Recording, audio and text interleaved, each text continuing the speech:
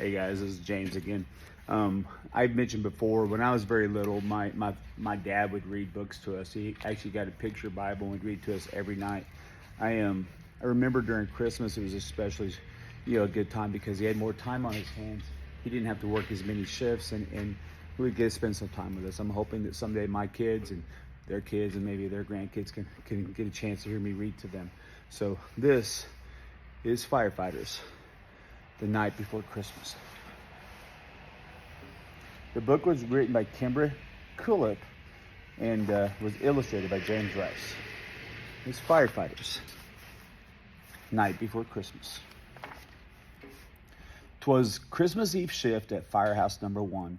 They had been quiet, not one single run. Paul had played Santa for the kids in town, who had snapped his suspenders and pulled his beard down. While Marguerite, dressed as an elf and gave toys, Rosie the medic tried to herd the little boys.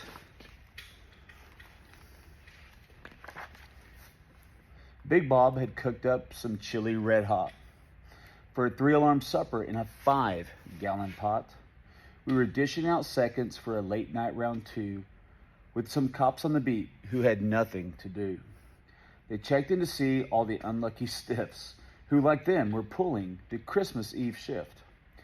They were waking to leave to get back on their route when Kenny yelled over, "Hey, come check this out." There was a truck with a Mars light gyrating away and a Christmas tune playing on the siren's PA. Strip lights were flashing with everything going, and I know it sounds crazy, but the ladder pipe's snowing. Sure enough, at the door to the ladder truck bay was an aerial rig with lights on display. The tower was covered with red and green light, and a tree at the top glittered into the night. Jingle bells blared on the siren real loud, and the nozzle sprayed snow in the air like a cloud. "Well, here's our white Christmas," I said through the clatter. Then a frosty old firefighter dashed up the ladder. He jumped to the roof like a smoke-eating pro, and into the stovepipe he squeezed one big toe. Then he stuffed the rest of himself down there too, and we ran to the kitchen to see what he'd do.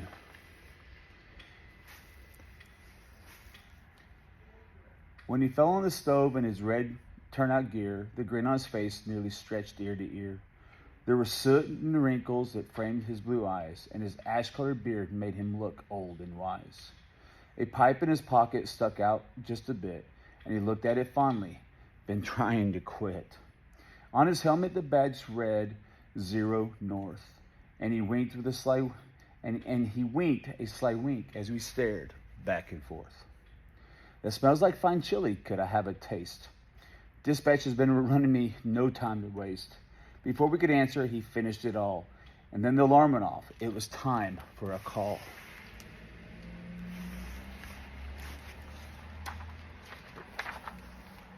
We jumped in our boots like we'd all done before, but a Christmas Eve call was different for sure. Visions of families flashed in our heads, while we all hoped ours were safe in their beds. Dispatch told us we rolled out the door. Some tree lights caught fire at a furniture store.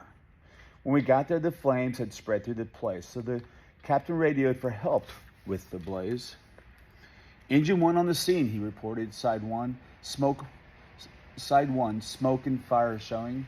This was no easy run. He said, "Fill the box. We'll need to help here real fast." As we lay down an attack line and started to blast.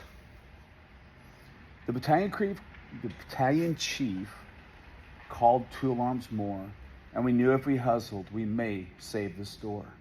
From the deck guns and pipes, we had water flowing, and soon through the smoke, white steam started showing. We worked through the night to save what we could, and when it was done, we all felt pretty good. The storefront was gone, but we saved the warehouse, and no one was injured, not even a mouse. We rarely loaded our hose in the bed, but we knew there was plenty of work ahead. To get back in service, we'll tend to it all. We had to be ready for our next fire call.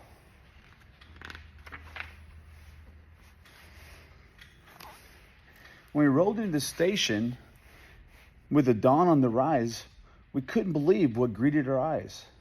Ours was the only yard that had snow, and a shiny new pumper sat ready to go.